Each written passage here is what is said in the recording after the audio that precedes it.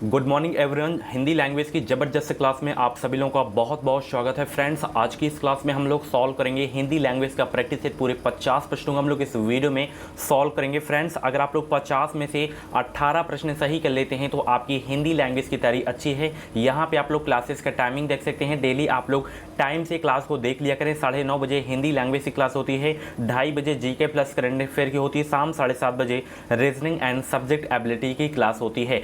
पिछली क्लासेस को अगर आप लोगों को देखनी है तो आप लोग प्ले लिस्ट में जाके देख सकते हैं। प्ले लिस्ट में आपको सभी सब्जेक्ट की इंपॉर्टेंट क्लासेस मिल जाएगी। इन क्लासेस की अगर आपको फ्री में पीडीएफ डाउनलोड करना है तो आप लोग हमारे टेलीग्राम चैनल से ज्वाइन हो जाइए। टेलीग्राम चैनल का नाम है एजुकेशन विद साहिल। इस वीडियो के डिस्क्रिप्शन बॉक्स में टेलीग्राम चैनल की लिंक दे दी हूँ, आप लोग ज्वाइन हो सकते हैं। तो बहुत ही ज़बरदस्त क्लास होने वाली है, पूरी क्लास को ज़रूर देखिएगा। आप सभी को बताइए कि 6 जुलाई को आपका एग्ज़ाम है, तो समय आपके पास कम है। तैयारी आप लोग कम से कम डेली 5 से 6 घंटे करिए, क्योंकि इस बार कंपटीशन बहुत ही तगड़ा है। फ्री सीट लेना है तो कम से कम 5 से 6 घंटे आपको स्टडी करना पड़ेगा। ओके, चलिए यहाँ पे ये देख सकते हैं क्रैश कोर्स है। अगर आपको सरकारी सीट लेना है तो ये क्रैश कोर्स बहुत ही हेल्प करेगा आपकी तैयारी में। इसमें आपको Hindi, GK, reasoning, subject ability के 5000 से ज़्यादा इसमें आपको टॉपिक वाइज ऑब्जेक्टिव क्वेश्चन आपको देखने को मिलेंगे। साथ ही इसमें आपको 10 ईयर के प्रीवियस ईयर पेपर्स भी आपको देखने को मिलेंगे। निचोड़ नोट्स है, 490 पेज की पीडीएफ है, हिंदी लैंग्वेज में क्वेश्चन होंगे। इस वीडियो के डिस्क्रिप्शन बॉक्स में लिंक दे दी हूँ, आप लोग परचेज कर चुके हैं। अभी तक हज़ारों स्टूडेंट परचेज कर चुके हैं, तो आप लोग भी परचेज कर लीजिए। पिछली बार यानी कि 2021 में भी कई स्टूडेंट इस क्रैश कोर्स को पढ़कर जो है गवर्नमेंट सीट प्राप्त किए थे, तो आप लोग भी परचेज कर लीजिए अगर आपको भी जो है गवर्नमेंट कॉलेज में एडमिशन लेना है तो। चलिए पेन कॉपी लेके रेडी हो जाएंगे। चलिए यहाँ पे देख सकते हैं, पूस की रात जो है किसकी रचना है। जवाब देने का प्रयास करेंगे। पूस की रात किसकी रचना है। आंसर सोचने का अगर आप लोगों को ज़्यादा समय चाहिए तो आप लोग वीडियो को रोक भी सकते हैं। एक क्वेश्चन में 5 सेकंड का समय दूंगा। पूस की रात किसकी रचना है, नोट करते हुए चलेंगे। One liner questions. तो पूस की रात जो है किसकी रचना है, मुंशी प्रेमचंद की है रचना। ऑप्शन इसका जो है सी वाला बिल्कुल करेक्ट हो जाएगा। चलिए आज पंक्ति के कम से कम 4 से 5 क्वेश्चन से, जैसे यहाँ पे देख सकते हैं पंक्ति वाले क्वेश्चन हैं। जैसे दशरथ सुत तेहूँ लोक बखाना, राम नाम का मरम है आना। पंक्ति है किसकी, रैदास की है या कबीर दास की है या रामानंद की या तुलसीदास की। 52 का जवाब देने का प्रयास करेंगे। दशरथ सुत तेहूँ लोक बखाना, राम नाम का मरम है आना। पंक्ति है किसकी, तो यह पंक्ति है माय डियर फ्रेंड्स किसकी है, तुलसीदास की पंक्ति है। तो ऑप्शन इसका डी वाला बिल्कुल करेक्ट हो जाएगा। चलिए शंतन कहा सीकरी सौ काम। पंक्ति है किसकी, क्वेश्चन क्या है, शंतन कहा सीकरी सौ काम। पंक्ति है किसकी, मल्लुक दास की, कुंभन दास की, परमानंद दास की या सूरदास की। किसकी पंक्ति है। 53 का जवाब देने का प्रयास करेंगे। 2022 में यूपी से बीएड करना है या अदर स्टेट से बीएड करना है तो आप लोग हमारे चैनल से जुड़ जाएं। चैनल को सब्सक्राइब करके बेल आइकन को ऑल पे प्रेस कर लीजिएगा। जो भी यूपी बीएड की अपडेट आएगी वो अपडेट आपको सबसे पहले हमारे चैनल के माध्यम से देखने को मिलेगी। कुछ डाउट्स वगैरह हो तो आप लोग छोटा सा बड़ा डाउट आप लोग क्लियर कर सकते हैं। सभी का मैं जवाब कमेंट बॉक्स में दूंगा। कमेंट बॉक्स में अगर आपका डाउट क्लियर नहीं हो पा रहा है तो आप लोग इंस्टाग्राम पे मुझे फॉलो कर सकते हैं। इंस्टाग्राम आईडी की लिंक वीडियो के डिस्क्रिप्शन बॉक्स में दे दिया हूं। तो शंतन कहा सीकरी सौ काम पंक्ति है किसकी, यह पंक्ति है माय डियर फ्रेंड्स कुंभन दास की है। ऑप्शन इसका सी वाला बिल्कुल करेक्ट हो जाएगा। स्टार लगा के नोट कर लीजिएगा, एग्जाम में आ सकता है। चलिए पुष्टि मार्ग को जहाज जाता है, सो जाको कछु लेना होए सो ले। पंक्ति है किसकी, एक बार फिर से रिपीट कर रहा हूँ। पुष्टि मार्ग को जहाज जाता है, सो जाको कछु लेना होए सो लेऊ। पंक्ति है किसकी, तुलसीदास की, वल्लभाचार्य की या विठलनाथ की या सूरदास की। तो यह जो पंक्ति है यह है विठल नाथ की। ऑप्शन इसका जो है सी वाला बिल्कुल करेक्ट हो जाएगा। और जितने भी लोग क्लास के देख रहे हैं सभी को गुड मॉर्निंग। सभी लोग वीडियो को लाइक कर देंगे, सभी लोग वीडियो को लाइक करें, वेट कर रहा हूँ मैं। और वीडियो को शेयर भी कर दिया करें ताकि सभी लोगों को हेल्प मिल सके। चलिए गोद लिए तुलसी फिरे, तुलसी सो सुत होए। यह पंक्ति किस कवि की है। तो यह जो पंक्ति है किस कवि की है, तुलसीदास की है। तो ऑप्शन इसका ए वाला बिल्कुल करेक्ट हो जाएगा। चलिए कबीर की रचनाओं का संकलन किसने किया था, तो इनके शिष्य लोग किए थे कबीर की रचनाओं का संकलन। वो शिष्य का नाम बताइए। कबीर की रचनाओं का संकलन किसने किया था, ये बहुत ही इंपॉर्टेंट क्वेश्चन है, स्टार लगा के नोट करिएगा आप लोग इसे। तो कबीर की रचनाओं का संकलन किसने किया था, धर्मदास ने किया था। तो ऑप्शन इसका डी वाला बिल्कुल करेक्ट हो जाएगा। ठीक है, चलिए केशव कहीं ना जाई कहिए, यह पंक्ति किसकी है। केशव कहीं ना जाई कहिए, यह पंक्ति किसकी है। 57 का जवाब देने का प्रयास करेंगे सभी लोग। केशव कहीं ना जाई कहिए, यह पंक्ति किसकी है। मुझे उम्मीद है कि आज आपका पंक्ति वाला क्वेश्चन नहीं सही हो पा रहा होगा, क्योंकि ये कभी नहीं पढ़ाया हूँ मैं। तो केशव कहीं ना जाई कहिए, यह पंक्ति किसकी है? तुलसीदास की है। तो ऑप्शन इसका डी वाला बिल्कुल करेक्ट हो जाएगा। चलिए एक दो क्वेश्चन और बचे हैं बस इसके। आधुनिक हिंदी साहित्य की पहली आत्मकथा के लेखक कौन माने जाते हैं? जवाब देने का प्रयास करेंगे। आधुनिक हिंदी साहित्य की पहली आत्मकथा के लेखक कौन माने जाते हैं? सभी लोग जवाब देने का प्रयास करेंगे और इस क्वेश्चन को नोट भी करेंगे आप लोग स्टार लगा के। तो आधुनिक हिंदी साहित्य की पहली आत्मकथा के लेखक माने जाते हैं देवेंद्र सत्यार्थी। ऑप्शन इसका बी वाला बिल्कुल करेक्ट हो जाएगा। चलिए, अति सूधो स्नेह को मार्ग है किसकी पंक्ति है? अति सूधो स्नेह को मार्ग है, यह किसकी पंक्ति है? तो यह पंक्ति घनानंद की है। ऑप्शन इसका डी वाला बिल्कुल करेक्ट हो जाएगा। चलिए नेक्स्ट क्वेश्चन। अमी हला हल मद भरे सेत श्याम रतनार जियत मरत झुकी झुकी परत जो ही चिकतवत एक बार। तो यह है रसलीन की। ऑप्शन इसका जो है सी वाला बिल्कुल करेक्ट हो जाएगा। आलस्य शब्द का विशेषण बताइए। ये क्वेश्चंस करवा चुका हूँ, आगे क्वालिटी सही है, एक दो क्वेश्चंस गड़बड़ हो गया है। आलस्य शब्द का विशेषण बताइए। अभी 3 से 4 दिन पहले की क्लास में जो है ये क्वेश्चंस मैं कराया हूँ। तो आलस्य शब्द का जो विशेषण होगा आलसी होगा। क्या होगा? आलसी। ऑप्शन इसका जो है ए वाला बिल्कुल करेक्ट हो जाएगा। निम्नलिखित में से कौन सा शब्द इसमें विशेषण है? कौन सा शब्द इसमें विशेषण है?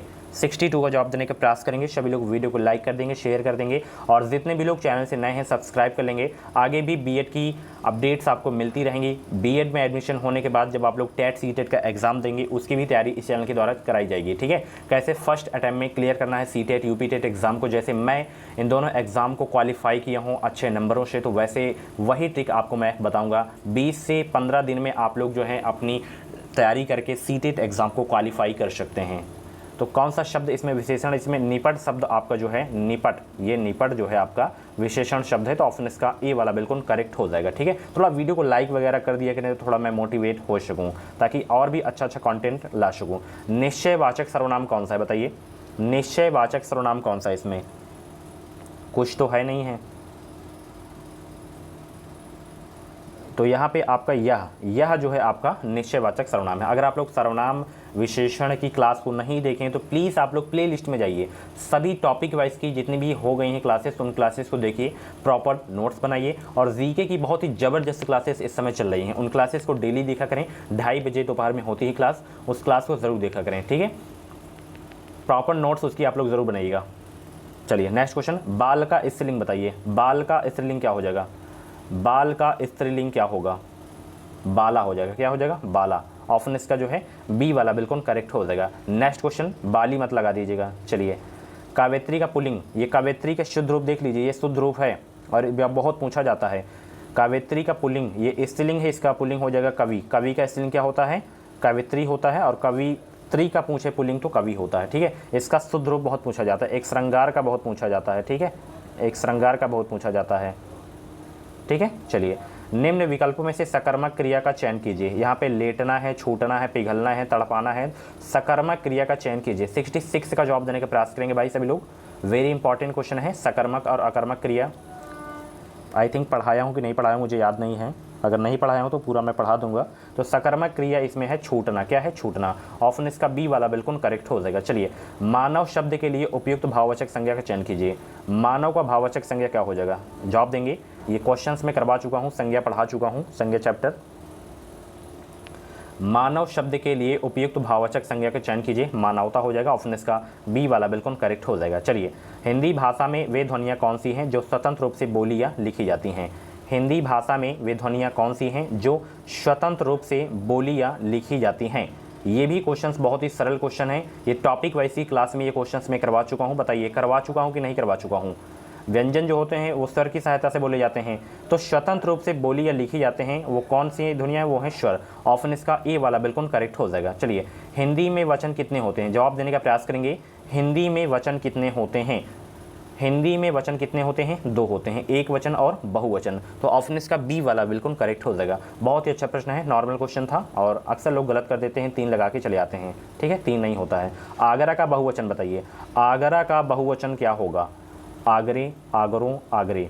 मैं आपको बता दूं आगरा का बहुवचन होगा ही नहीं, ठीक है। तो ऑप्शन इसका डी वाला बिल्कुल करेक्ट हो जाएगा। ये इंपॉर्टेंट क्वेश्चन था, थोड़ा इंटरेस्टिंग क्वेश्चन था। ये फैक्ट आपको जान के कैसा लगा? चलिए नेक्स्ट क्वेश्चन यहाँ पे देख सकते हैं, जिन शब्दों में प्रयोग के अनुसार कोई परिवर्तन नहीं होता है उन्हें कहा जाता है क्या?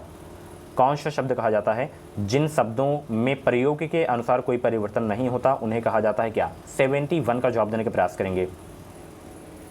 तो जिन शब्दों में प्रयोग के अनुसार कोई परिवर्तन नहीं होता है उन्हें कहा जाता है, क्या कहा जाता है? अविकारी शब्द कहा जाता है। तो ऑप्शन इसका सी वाला बिल्कुल करेक्ट हो जाएगा। इस क्वेश्चन को नोट जरूर से जरूर करिएगा, ठीक है। चलिए जातिवाचक संज्ञा है कौन सी?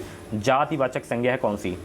और मैं सोच रहा हूँ कल से, आज मतलब 26 तारीख हो गई है, 26 मई है, तो जो इधर 4 से 5 दिन का समय बच रहा है मई में, बस सोच रहा हूँ कि जितने भी हिंदी में टॉपिक्स बचे हैं उनको मैं कवर करा देता हूँ। थोड़ा बड़ी बड़ी क्लासेस ले लेता हूँ ताकि आप लोग नोट्स बना लें, क्योंकि जून आने वाला है भाई, आपको प्रैक्टिस भी करना है। सिलेबस अभी नहीं ख़त्म हुआ है, सिलेबस मैं पहले कंप्लीट करवा देता हूँ 1 हफ्ते के अंदर, फिर उसके बाद फटाफट प्रैक्टिस चलाते हैं, प्रैक्टिस खूब करते हैं ताकि क्वेश्चंस आपको रट जाएँ। एक विश्वास के साथ आप लोग हमारे साथ जुड़े रहें, निश्चित ही आपको हमारे चैनल से मदद मिलेगी। चलिए जातिवाचक संज्ञा इसमें आपका पुस्तक है, ठीक है। ऑप्शन इसका जो है डी वाला बिल्कुल करेक्ट हो जाएगा। परिच्छेद का संधि विच्छेद बताइए, परिच्छेद का संधि विच्छेद क्या हो जाएगा? 73 का जवाब देने का प्रयास करेंगे सभी लोग। परिच्छेद का संधि विच्छेद है टेलीग्राम चैनल की लिंक एंड इंस्टाग्राम आईडी की लिंक वीडियो के डिस्क्रिप्शन बॉक्स में मिल जाएगी, आप लोग ज्वाइन हो सकते हैं।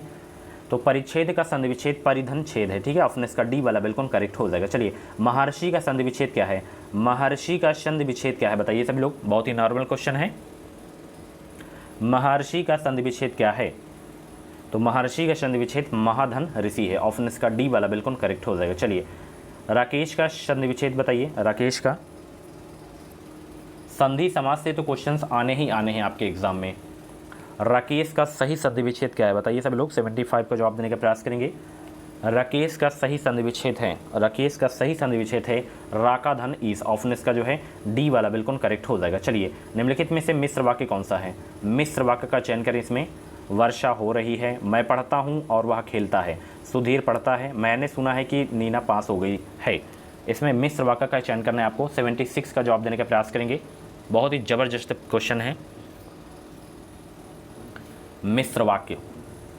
तो डी वाला है, मैंने सुना है कि नीना पास हो गई है। यह जो वाक्य है आपका मिश्र वाक्य है। तो ऑप्शन इसका डी वाला बिल्कुल करेक्ट हो जाएगा। सही विराम चिन्हों वाला वाक्य कौन सा है? सही विराम चिन्हों वाला वाक्य कौन सा है? 77 का जवाब देने का प्रयास करेंगे सभी लोग। और सभी को गुड मॉर्निंग भाई, सभी लोग वीडियो को लाइक करें, लाइक कर दें यार, मोटिवेट हो जाऊंगा थोड़ा मैं, और भी बेहतरीन क्लासेस मैं आप लोगों के लिए लेकर आऊँगा जो एग्ज़ाम में डायरेक्ट क्वेश्चन आपको देखने को मिलेंगे। तो बस अगर एग्ज़ाम में धुआं धुआं करना है, प्रश्नों को उड़ाना है, तो बस चैनल से जुड़ जाएं। थोड़ा आप लोग भी सपोर्ट करें, मैं तो आपकी हेल्प कर ही रहा हूँ। सपोर्ट चाहिए आप लोगों का, बस लाइक करें, सब्सक्राइब करें। तो सही विराम चिन्हों वाला जो वाक्य है इसमें वह है ये, जो पत्र आज आया है कहाँ है। ये जो वाक्य है आपका बिल्कुल सही विराम चिन्ह वाला है। तो ऑप्शन इसका ए वाला बिल्कुल करेक्ट हो जाएगा। कौन सा मिश्र वाक्य है इसमें बताइए, कौन सा मिश्र वाक्य है इसमें? वह ज्ञानी है किंतु जिद्दी है, सीता पढ़ रही है, आकाश में बिजली चमकती है, वह कौन सा व्यक्ति है जिसने महात्मा गांधी का नाम तो सुना हो। तो यही वाला आपका जो है मिश्र वाक्य है, ठीक है। चलिए तत्पुरुष समास है किसमें? तत्पुरुष समास किस का उदाहरण कौन सा है? तत्पुरुष समास का उदाहरण, ये तो द्वंद्व समास का उदाहरण है। काली मिर्च में आपका कर्मधारय समास है, चौमासा में आपका द्विगु समास है, मतदाता में जो है आपका तत्पुरुष समास है। तो ऑप्शन इसका ए वाला बिल्कुल करेक्ट हो जाएगा। चलिए नवरत्न शब्द में कौन सा समास है? नवरत्न शब्द में कौन सा समास है? तो जिसमें जो है पहला पद संख्यावाची हो, दूसरा पद संज्ञा हो, उसमें कौन सा समास होता है? द्विगु समास होता है, नवरत्नों का समूह। तो ऑप्शन इसका डी वाला बिल्कुल करेक्ट हो जाएगा। नवरत्न शब्द में कौन सा समास है? द्विगु समास है। तो 80 का डी वाला बिल्कुल सही हो जाएगा। चलिए सरस्वती के लिए उपयुक्त शब्द कौन सा नहीं है? सरस्वती के लिए उपयुक्त शब्द कौन सा नहीं है? जवाब देने का प्रयास करेंगे। सरस्वती के लिए उपयुक्त शब्द नहीं है कौन सा? 81 का जवाब देने का प्रयास करेंगे। मीणा पड़ी है, हंसवाहिनी है, महाश्वेता है, सुनेत्रा जो है सरस्वती के लिए उपयुक्त शब्द नहीं। तो ऑप्शन इसका डी वाला बिल्कुल करेक्ट हो जाएगा। यहाँ पे कन्फ्यूज़न वाला प्रश्न आ गया है। एक का यहाँ पे विलोम पूछा जा रहा है। एक का विलोम क्या होगा? दो, अधिक, अनेक, बहुत। तो यहाँ पे आपको बता दूं मैं, एक का विलोम अनेक भी होता है और बहुत भी होता है। अगर दोनों आ जाए तो आपको जो है अनेक पे टिक करना है, वैसे दोनों आएगा नहीं, तो यहाँ पे दे दिया गया है। तो एक का बहुत भी होता है और अनेक भी होता है, ठीक है। तो डी वाला ज़्यादा करेक्ट है इसमें, अनेक। चलिए, एक का अनेक ज़्यादा फिट बैठता है। चलिए, जो हो नहीं सकता वाक्यांश के लिए एक शब्द होगा। जो हो नहीं सकता वाक्यांश के लिए एक शब्द क्या होगा? बहुत ही सरल प्रश्न है, सभी लोगों को आना चाहिए इसका आंसर। और जब भी आप लोग एग्ज़ाम में या कभी भी प्रैक्टिस सेट आप लोग सॉल्व किया करें तो जल्दबाजी में आप लोग न पढ़ा करें क्वेश्चंस को 2 बार पढ़ें। अगर समझ में नहीं आ रहा तो 2 से 3 बार आप लोग पढ़ें, समय लीजिए, पर क्वेश्चन को अच्छे से पढ़िए। फिर क्वेश्चन जैसे आप लोग अच्छे से पढ़ रहे हैं तो उसके बाद फिर ऑप्शन को अच्छे से पढ़िए। ऑप्शन का मतलब ये है, पढ़ने का तरीका ये है कि चारों ऑप्शन को देखिए, क्योंकि एग्जामिनर ऐसा ऑप्शन लगाता है कि 2 ऑप्शन लगाएगा, उधर से भी आंसर आएगा, उधर से भी ऑप्शन आएगा, कन्फ्यूज़ वाला दे देगा। रीजनिंग के ऐसे ऐसे क्वेश्चंस होते हैं, आप लोग गलत तरीके से लगाएंगे तभी उसमें ऑप्शन दिए रहेगा, सही तरीके से लगाएंगे तब भी ऑप्शन उसमें रहेगा। तो जल्दबाजी में आपको क्वेश्चंस को नहीं सॉल्व करना है, क्योंकि माइनस मार्किंग भी है। गवर्नमेंट सीट लेना है तो बेहतरीन तैयारी करना है और माइनस मार्किंग से आपको जो है बचना है। 1/3 माइनस मार्किंग भी है। ओके, तो जो नहीं हो सकता उसके लिए एक शब्द जो होगा असंभव हो जाएगा, तो ऑप्शन इसका डी वाला बिल्कुल करेक्ट हो जाएगा। कीवाड़ का तत्सम बताइए, कीवाड़ का नोट कर लीजिएगा इस क्वेश्चन को। कीवाड़ का तत्सम स्वरूप क्या हो जाएगा? और क्लास के बारे में अपना फीडबैक ज़रूर दिया करें, कैसी क्लास आप लोगों को लगती है। टीचर बनना है तो बस आप लोग हमारे चैनल से जुड़े रहें। टीचिंग की जो भी अपडेट्स रहेंगी, BEd, TET, CTET, super TET की जो भी अपडेट्स रहेंगी, वो अपडेट्स आपको सबसे पहले हमारे चैनल के माध्यम से देखने को मिलेगी। ऑथेंटिक अपडेट आपको देखने को मिलेगी, क्योंकि मैं इस चीज़ों से जुड़ा हूँ, इस फील्ड से जुड़ा हुआ हूँ, तो ऑथेंटिक अपडेट दे सकता हूँ मैं। तो कीवाड़ का तत्सम क्या हो जाएगा? कपाट हो जाएगा। तो ऑप्शन इसका बी वाला बिल्कुल करेक्ट हो जाएगा। आप लोग BEd, TET, CTET, super TET के बारे में आप लोग मुझसे कुछ भी पूछ सकते हैं कमेंट बॉक्स में, ठीक है। इंस्टाग्राम पे भी पूछ सकते हैं, क्योंकि इन चीज़ों से मैं जुड़ा हूँ, मैं चीज़ें किया हूँ, बीएड किया हूँ, टेट सीटेट क्वालिफाई किया हूँ, सुपर टेट अभी तक मैं नहीं दिया हूँ। तो सुपर टेट भगवान की कृपा रही, आप लोगों का आशीर्वाद रहा, सपोर्ट रहा, तो एक दिन सिलेक्ट होंगे, ज़रूर होंगे। तो दुबला शब्द में कौन सा उपसर्ग है? दुबला शब्द में 2 उपसर्ग है, तो ऑप्शन इसका बी वाला बिल्कुल करेक्ट हो जाएगा। बस सपोर्ट आप लोगों को चाहिए, भक्ति का अर्थ नहीं है, भक्ति का अर्थ नहीं है। 86 का जवाब देने का प्रयास करेंगे। कविता नहीं है, बाकी पूजा, सेवा, श्रद्धा ये सब भक्ति के अर्थ हैं। कविता आपका नहीं है भक्ति का अर्थ, तो डी वाला बिल्कुल करेक्ट हो जाएगा। चलिए, 3 लोक से मथुरा न्यायी नारी कहावत का अर्थ क्या है? 3 लोक से मथुरा न्यारी कहावत का अर्थ क्या है? सभी लोग जवाब देंगे। 87 का भाई जवाब देंगे सभी लोग। चलिए, 87 का जवाब देने का प्रयास करेंगे। 3 लोक से मथुरा न्यारी कहावत का अर्थ क्या है? आज भी 2020 बैच वाले, 2021 बैच वाले व्हाट्सएप पे मैसेज करते हैं कि सर आपकी वजह से हमारा गवर्नमेंट कॉलेज में एडमिशन हुआ है। और पिछली बार तो मैं इतनी खास तैयारी नहीं करवाता था जितना इस बार बेहतरीन कंटेंट दे रहा हूँ केवल यूट्यूब पे ही। ये तो बेटर है, आप लोग लकी हैं जो हमारे चैनल से आप लोग पढ़ रहे हैं।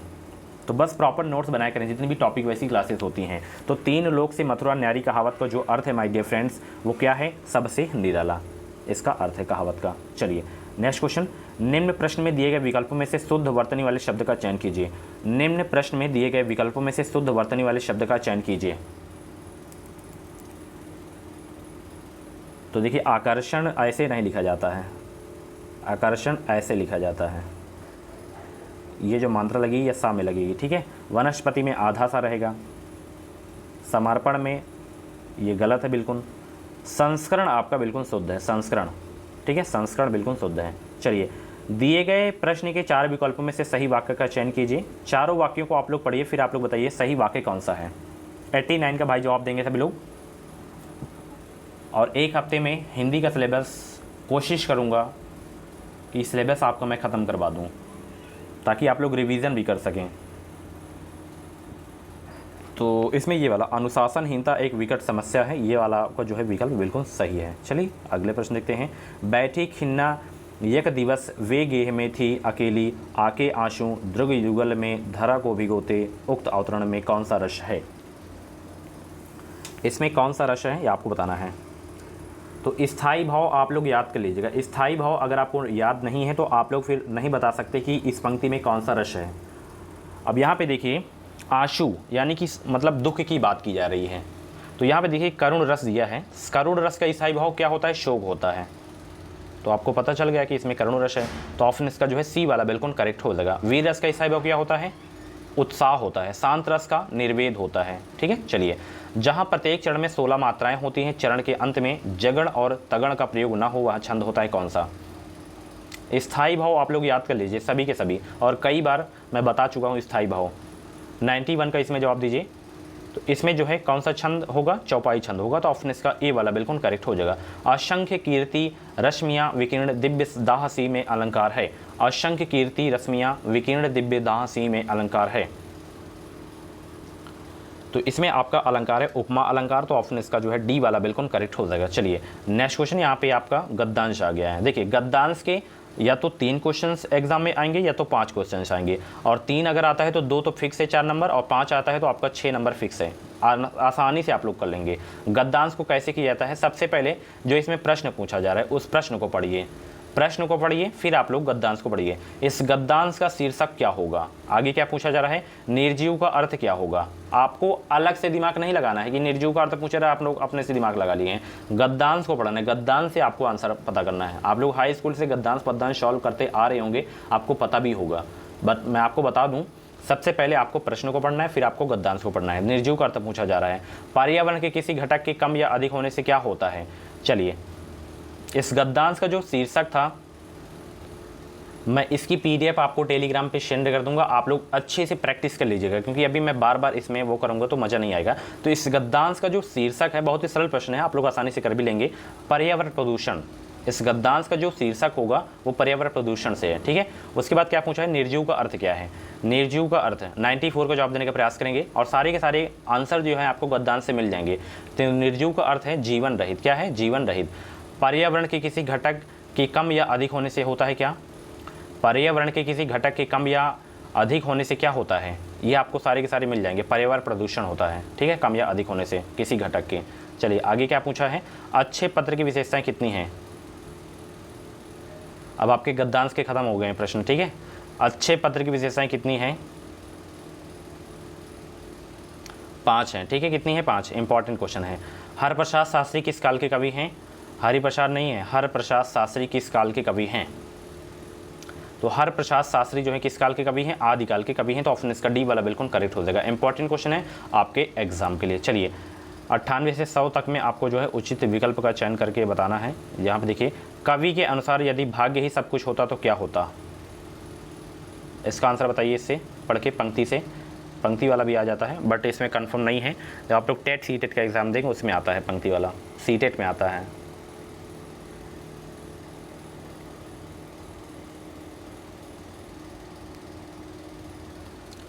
तो कवि के अनुसार यदि भाग्य ही सब कुछ होता तो क्या होता? रत्न स्वयं प्रकाश युक्त हो उठते। ये वाला होगा, धरती स्वयं ही रत्न रूपी संपत्ति उगल देती। यहाँ पे ये देखिए। ठीक है, चलिए। तुकबंदी के कारण कौन सा शब्द बदले हुए रूप में प्रयुक्त हुआ है? तुकबंदी के कारण कौन सा शब्द बदले हुए रूप में प्रयुक्त हुआ है? रतन। ठीक है, चलिए। इनमें से कौन सा शब्द जो है वसुधा का समानार्थी है? जाते जाते आपको इंपॉर्टेंट क्वेश्चन देखने को मिल गया है। वसुधा का समानार्थी है वसुंधरा। ठीक है, ऑप्शन इसका ए वाला बिल्कुल करेक्ट हो जाएगा। सो फ्रेंड्स, ये थी आज की हिंदी की जबरदस्त क्लास। कैसी लगी क्लास आपको कमेंट बॉक्स में ज़रूर बताना है, और 50 प्रश्न में से आपके जितने भी प्रश्न सही हुए हों तो आप लोग अपना नाम और स्कोर कमेंट बॉक्स में ज़रूर बताइएगा। फ्री सीट लेना है तो बस आप लोग हमारे चैनल से जुड़े रहें, चैनल को सब्सक्राइब कर लीजिए। इस चैनल के द्वारा आपको निश्चित ही मदद मिलेगी। जो चलिए मिलते हैं अगली क्लास में। Thank you so much.